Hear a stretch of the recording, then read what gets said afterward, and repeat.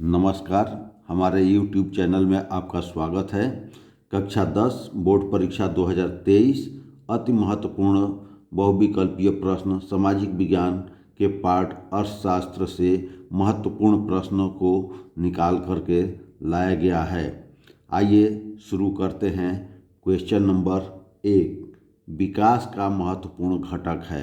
विकास का महत्वपूर्ण घटक है। पहला विकल्प ए है आय, बी है औसत आय, सी है राष्ट्रीय विकास, डी है उच्च।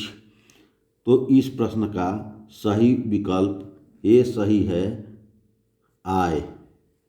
अगला प्रश्न है, निम्न में से किस राज्य की प्रति व्यक्ति आय सर्वाधिक है। निम्न में से किस राज्य की प्रति व्यक्ति आय सर्वाधिक है।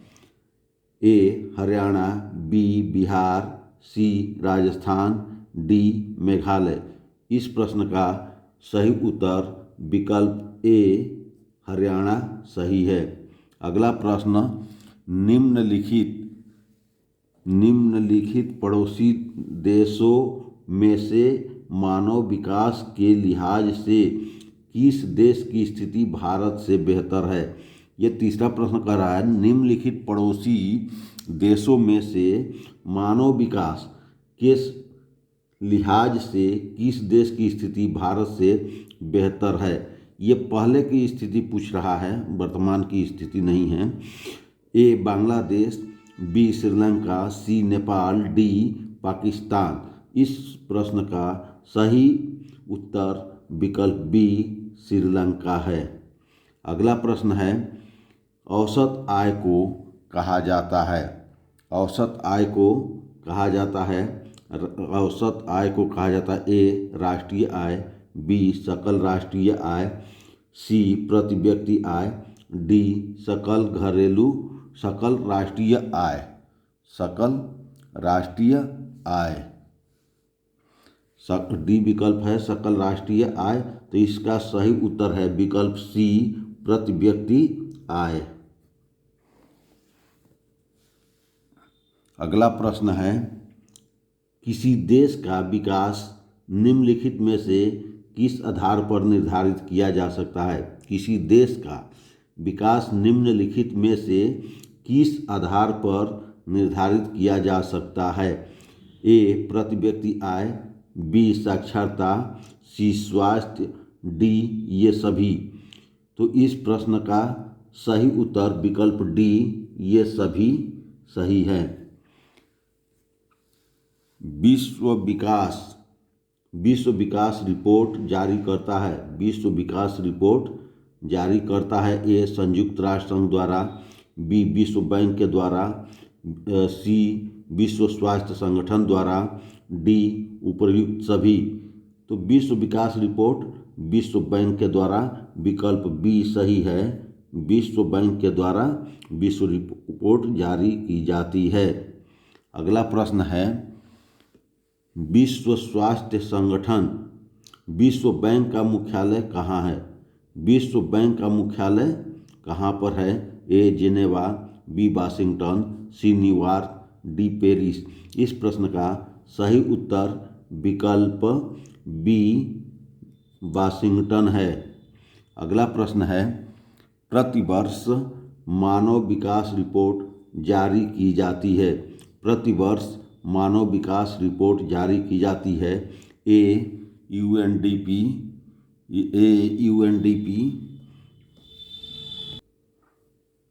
क्वेश्चन नंबर 8, प्रतिवर्ष मानव विकास रिपोर्ट जारी की जाती है। ए यूएनडीपी द्वारा, बी यूएनओ द्वारा, सी विश्व बैंक द्वारा, डी इनमें से कोई नहीं। इस प्रश्न का सही उत्तर है यूएनडीपी द्वारा, विकल्प ए। अगला प्रश्न है 9, प्रति व्यक्ति आय की गणना किस मुद्रा में की जाती है। प्रति व्यक्ति आय की गणना किस मुद्रा में की जाती है। ए रुपया, बी डॉलर, सी पाउंड, डी दिनार। इस प्रश्न का सही उत्तर बी डॉलर में किया जाता है। अगला अगला प्रश्न है, यूएनडीपी का विस्तृत रूप है। यूएनडीपी का विस्तृत रूप है a United Nations Development Programme, b United net development programme, c universal net direction programme, d इनमें से कोई नहीं। डी इनमें से कोई नहीं। तो इस प्रश्न का सही उत्तर है a United Nations Development programme. ए विकल्प सही है, यूनाइटेड नेशंस डेवलपमेंट प्रोग्राम, ये उत्तर सही। अगला प्रश्न है, निम्नलिखित देशों में से मानव विकास सूचकांक के लिहाज से किस देश की स्थिति अन्य से बेहतर है।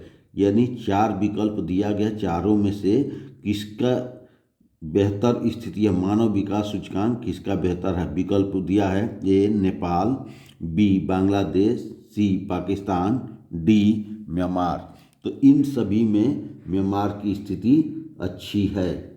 अगला प्रश्न है, निम्नलिखित में से किस वर्ष महात्मा गांधी राष्ट्रीय ग्रामीण रोजगार गारंटी एक्ट चलाई गई। किस वर्ष या मनरेगा राष्ट्रीय ग्रामीण रोजगार गारंटी एक्ट यानी मनरेगा किस वर्ष चलाया गया। ए 2008, बी 2010, सी 2005, डी 2000। इस प्रश्न का सही उत्तर विकल्प सी 2005 है। अगला प्रश्न है, निम्नलिखित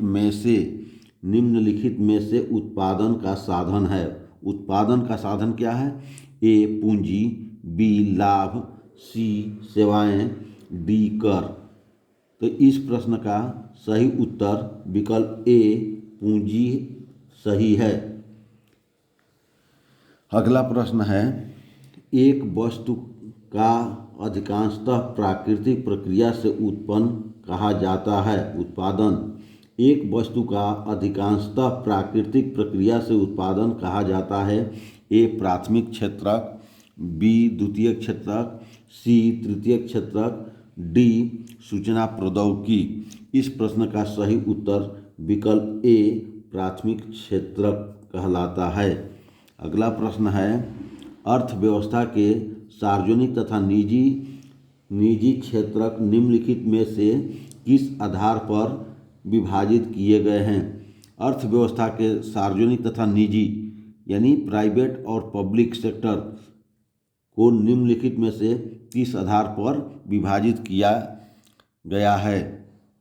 ए रोजगार की शर्तों पर, बी आर्थिक गतिविधियों के स्वभाव पर, सी उद्यमों के स्वामित्व पर, डी उद्यम में नियोजित श्रमिकों की संख्या पर। इस प्रश्न का सही उत्तर विकल्प सी उद्यमों के स्वामित्व पर। उद्यमों के स्वामित्व पर विकल्प सी सही है। अगला प्रश्न है, आर्थिक कार्यों के आधार पर किसी देश की अर्थव्यवस्था को विभाजित किया जा सकता है। आर्थिक कार्यों के आधार पर किसी देश की अर्थव्यवस्था को विभाजित किया जा सकता है। ए प्राथमिक क्षेत्रक, बी द्वितीय क्षेत्रक, सी तृतीय क्षेत्रक, डी इन सभी में। तो इसका प्रश्न का सही उत्तर है विकल्प डी इन सभी क्षेत्रों में। इन सभी क्षेत्रों में। इस प्रश्न का सही उत्तर है इन सभी क्षेत्रों में। अगला प्रश्न है, प्राथमिक क्षेत्रक में सम्मिलित आर्थिक गतिविधि है। प्राथमिक क्षेत्रक में सम्मिलित आर्थिक गतिविधि है यानी प्राथमिक क्षेत्र के अंतर्गत क्या क्या आता है। ए कृषि, बी पशुपालन, सी मत्स्य, डी ये सभी। तो इस प्रश्न का सही विकल्प है विकल्प डी ये सभी आते हैं। मछली पालन, पशुपालन, कृषि, वन भी आता है, खनन भी आता है, ये भी सब प्राथमिक सेक्टर के अंतर्गत आता है। अगला प्रश्न है, भारत में जीविका का प्रमुख स्रोत है। जीविका का प्रमुख स्रोत क्या है यानी जिसमें लोगों का व्यवसाय अधिक मिला हो उसी के बारे में कह रहा है। ए उद्योग, बी कृषि, सी व्यवसाय, डी इनमें से कोई नहीं। इस प्रश्न का सही उत्तर विकल्प बी कृषि है, जो प्राथमिक सेक्टर के अंतर्गत आता है। भारत की सर्वाधिक जनसंख्या कृषि में ही संलग्न है और जीविका का मुख्य आधार है। अगला प्रश्न है, निम्न में से किस क्षेत्र को कृषि क्षेत्र कहते हैं? निम्न में से किस क्षेत्र को कृषि क्षेत्र कहते हैं? प्राथमिक, ए प्राथमिक, बी द्वितीयक, सी तृतीयक, डी ये सभी। तो इस प्रश्न का सही उत्तर है विकल्प ए प्राथमिक। कृषि किस में आता है? प्राथमिक में। भारत में सकल घरेलू उत्पाद का मापन कौन करता है? भारत में सकल घरेलू जीडीपी का मापन कौन करता है? ए नगर निकाय, बी राज्य सरकार, सी केंद्र सरकार, डी इनमें से कोई नहीं। तो सकल घरेलू उत्पाद केंद्र सरकार करती है, इसका विकल्प सी सही है। अगला प्रश्न है, अल्प बेरोजगारी किस क्षेत्र में पाई जाती है? अल्प बेरोजगारी कृषि, व्यापार, सेवा, इनमें से कोई नहीं। तो अल्प बेरोजगारी कहाँ पाई जाती है? विकल्प ए कृषि सेक्टर में पाई जाती है। अल्प बेरोजगारी कृषि क्षेत्र में पाई जाती है। अगला प्रश्न है, कौन सा क्षेत्र सबसे अधिक रोजगार देता है? कौन सा क्षेत्र सबसे अधिक रोजगार देता है? ए तृतीयक क्षेत्रक, बी द्वितीयक क्षेत्रक, सी प्राथमिक क्षेत्रक, डी इनमें से कोई नहीं। तो सबसे ज़्यादा भारत की जनसंख्या किस कार्य में लगी है? कृषि कार्य में, प्राथमिक सेक्टर में लगी हुई है। तो इसलिए सबसे ज़्यादा रोजगार देने वाला विकल्प प्राथमिक क्षेत्रक होगा। विकल्प सी सही है, प्राथमिक सेक्टर। अगला प्रश्न है, जीडीपी से क्या तात्पर्य है? जीडीपी से क्या तात्पर्य है? ए सकल घरेलू उत्पाद, बी विशाल घरेलू उत्पाद, सी सकल दैनिक उत्पाद, डी सकल घरेलू उत्पाद। इन चारों में से जीडीपी का क्या तात्पर्य है, अर्थात जीडीपी का पूरा नाम क्या है? तो इंग्लिश में जी का हो जाएगा ग्रास, डी से डोमेस्टिक, पी से प्रोडक्शन और हिंदी में हो जाएगा सकल घरेलू उत्पाद। यानी विकल्प ए सही है, सकल घरेलू उत्पाद। अगला प्रश्न है, सेवा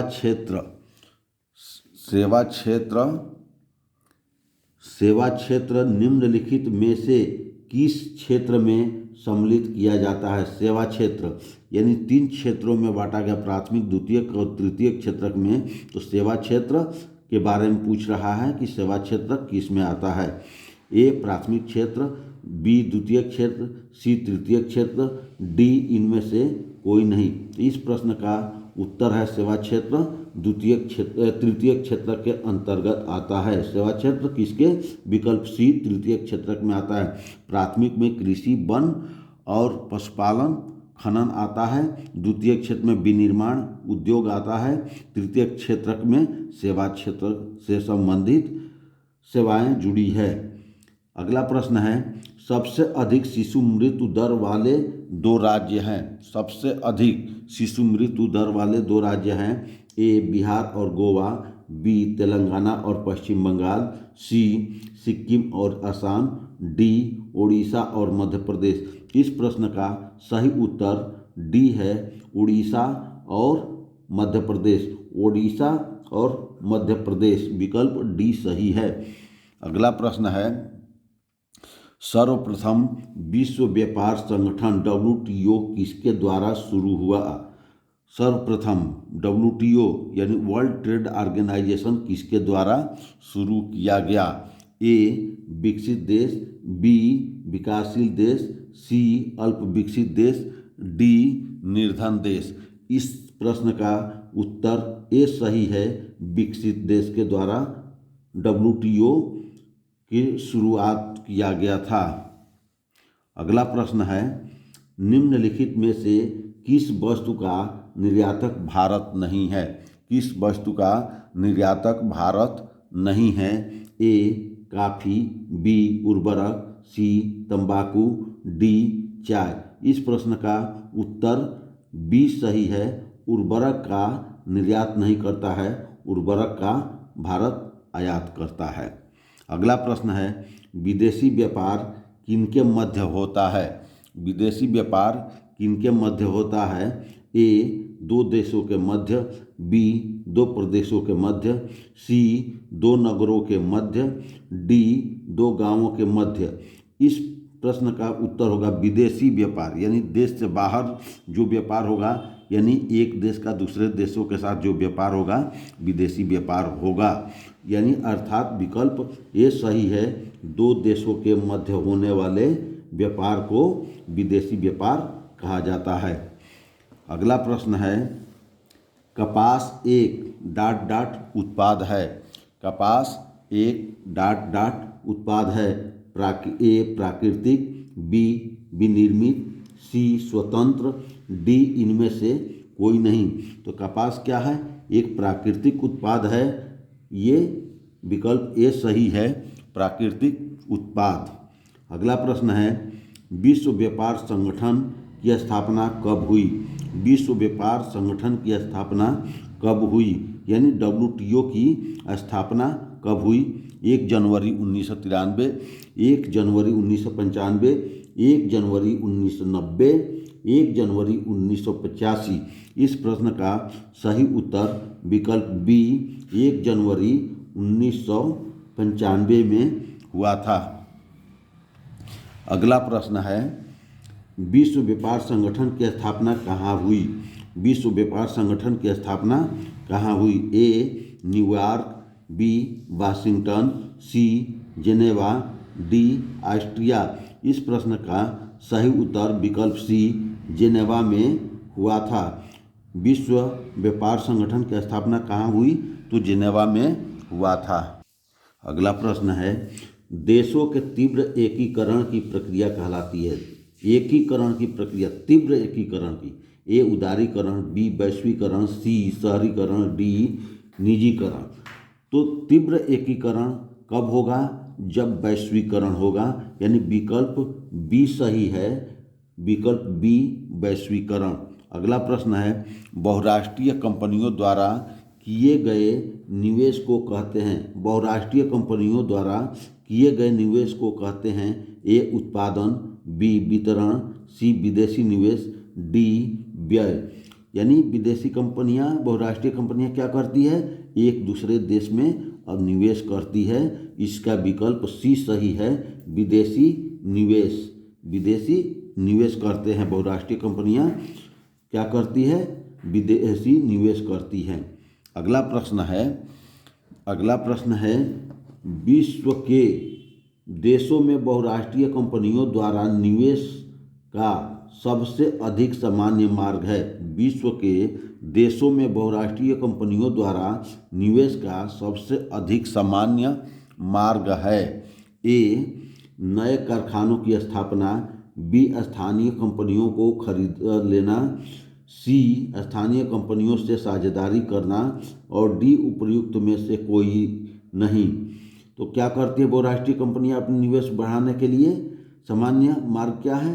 तो स्थानीय कंपनियों को खरीद लेना, विकल्प बी स्थानीय कंपनियों को खरीद लेना।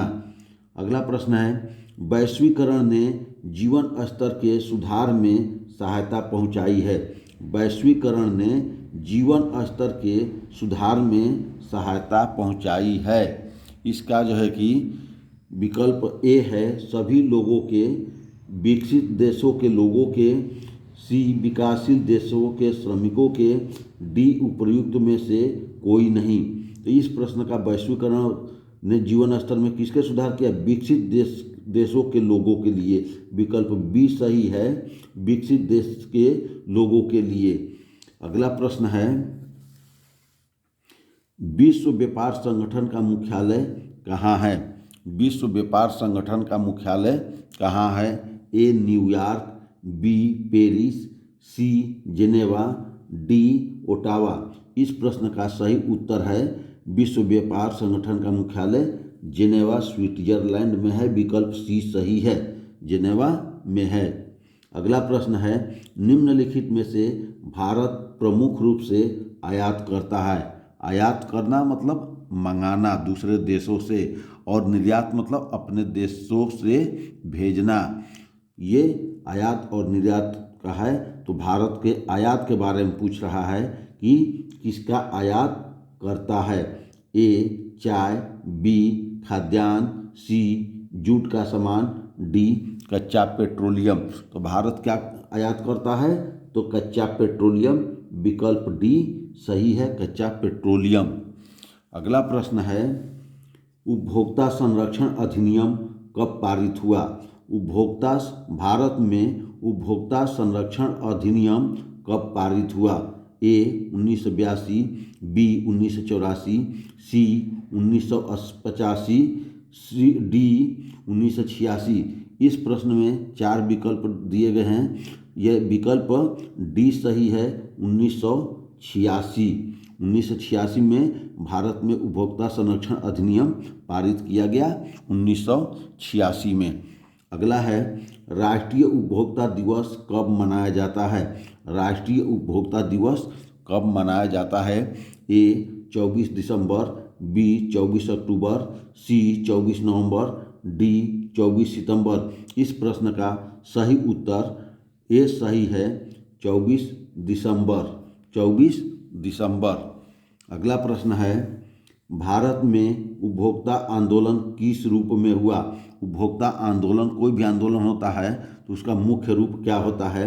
ए उपभोक्ता जागरूकता, बी सामाजिक बल, सी नैतिक व अनुचित व्यवसाय, डी उपयुक्त सभी।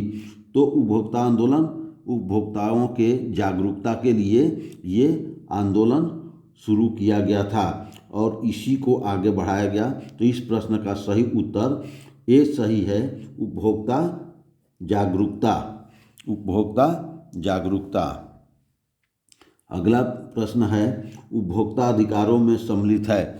उपभोक्ता अधिकारों में सम्मिलित है, क्या क्या सम्मिलित है? प्रतिनिधित्व का अधिकार, ए बी कह रहा है क्षतिपूर्ति का अधिकार, सी चुनने का अधिकार, डी ये सभी। तो उपभोक्ता अधिकारों में सम्मिलित हैं ये सभी के सभी अधिकार उपभोक्ता अधिकारों में सम्मिलित हैं। विकल्प डी सही है, ये सभी उपभोक्ता अधिकारों में शामिल है। अगला प्रश्न है, सूचना पाने का अधिकार अधिनियम कब लागू किया गया? सूचना पाने का अधिकार, राइट टू इंफॉर्मेशन, आरटीआई कब लागू किया गया? ए है अक्टूबर 2005, बी है मार्च 2005, सी है जनवरी 2006, डी है अप्रैल 2007। इस प्रश्न का सही विकल्प ए सही है, अक्टूबर 2005। अक्टूबर 2005। कोपरा के नाम से प्रसिद्ध है। कोपरा क्या है? कंज्यूमर प्रोटेक्शन एक्ट है। तो इसका जो है कि नाम से प्रसिद्ध है उपभोक्ता संरक्षण अधिनियम 1997, बी पर्यावरण संरक्षण अधिनियम, सी उपभोक्ता सुरक्षा अधिनियम 1986, डी इनमें से कोई नहीं। तो उपभोक्ता संरक्षण अधिनियम 1997 नहीं है, पर्यावरण संरक्षण अधिनियम भी नहीं है, और विकल्प सी सही है, उपभोक्ता सुरक्षा अधिनियम 1986 कोपरा के नाम से प्रसिद्ध है। अगला प्रश्न है, एगमार्क किन वस्तुओं के लिए प्रमाणिक चिन्ह है? एगमार्क ये जो है कि प्रमाणित करता है किस चीज़ का? ए उपभोग वस्तु, बी इलेक्ट्रॉनिक वस्तु, सी सेवा वस्तु, डी खाद्य पदार्थ। तो एगमार्क किन वस्तुओं के लिए प्रमाणिक चिन्ह है? खाद्य पदार्थों के। विकल्प डी सही है। कोपरा के अंतर्गत उपभोक्ता विवादों के निपटारे के लिए स्थापित किया गया है। कोपरा के अंतर्गत उपभोक्ता विवादों के निपटारे के लिए स्थापित किया गया है। ए जिला मंच, बी राज्य मंच, सी राष्ट्रीय मंच, डी ये सभी।